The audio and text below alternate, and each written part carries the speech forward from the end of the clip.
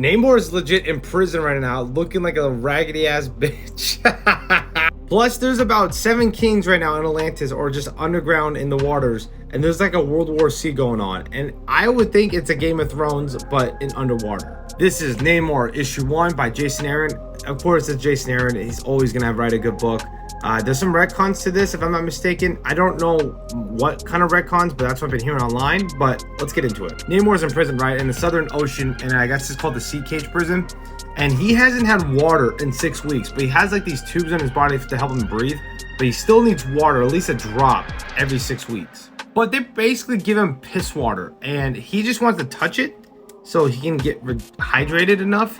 But the guard's like, no, that's not enough. Take this piss water, bitch. Ugh, bathe in it. And he gets bathed all over him like some disgusting ass piss water. They throw him back to his cell, right? And Namor remembers like the old times when he was a kid and how he became the king of Atlantis. This is him as a little boy right here. And these people right here are like his school friends, I guess. There could be a Tuma or like a Tuma's kids. I'm not sure how this works. But they're like, hey, we found like this thing. We want you to come see it. He's like, I don't want to go. My mother told me not to go to those places, that this underwater lake that you want me to go to, it's poison for us. And they're like, no, it's not. Just come. They go to it, right? This underwater lake, and all these animals, these sea animals, right, are just dead in this line and ruin. But he kind of wants to look at it, and out of the blue, he gets pushed in there from his friend. He's like, all right, bitch, you want to push me in there? I'm going to throw you in there. But then out of blue, a Kraken thing grabs his neck. This crazy ass sea monster. And we're like, wow, they try to set him up just to kill this bitch. With that one drop of that piss water and throwing him all over him, right? He gets his strength back to break out of his chains. He goes outside his, cell right here, and he's like, all right, you guys are free to go. And they're like, no, we're not trying to free you. And we're not trying to leave. We bring escape that is death. And start messing up Namor. And I guess these are Tuma's boys, right? If you guys play Marvel Alliance and watch my streams, you guys know what I'm talking about. Namor, though, whips their ass completely. This octopus thing starts grabbing him and starts electrifying him like this. But he's like, no, all right, bitch, I can take you out. He flies up, right, and throws this motherfucker out to the sea and kills him. He could dip right here, right? Go back to Atlantis or go in the ocean.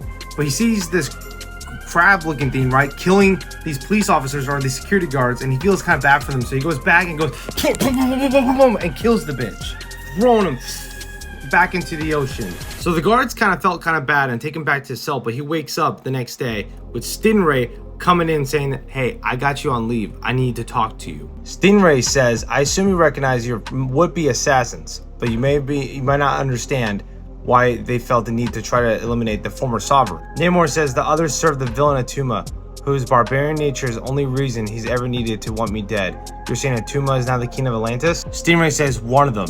Namor is like, wait, what do you mean one of them?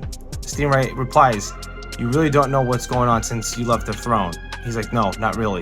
Stingray says, up here they're calling it the World War C. Stingray explains to Namor that Atlantis has been abandoned. There's literally nothing left.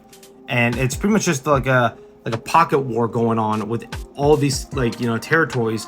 And there's 7 kings right now in throne of Atlantis, and we need you to come there and solidify and put us all back together. And Namor's like, no, it's not my business anymore. Stingray explains though that the US government recognizes us as a sovereign, but since this war's going on, eventually they're gonna announce our citizenship, and the humans are gonna start attacking us like we're mackerel, like we're fish, as you can see right here. So we need someone to come down there and fix everything so we can keep our citizenship. We go back in the past, right? And Namor, as a kid, killed that big ass, like monster looking thing. Namor comes in looking badass as hell, and someone's like, what is the meaning of this?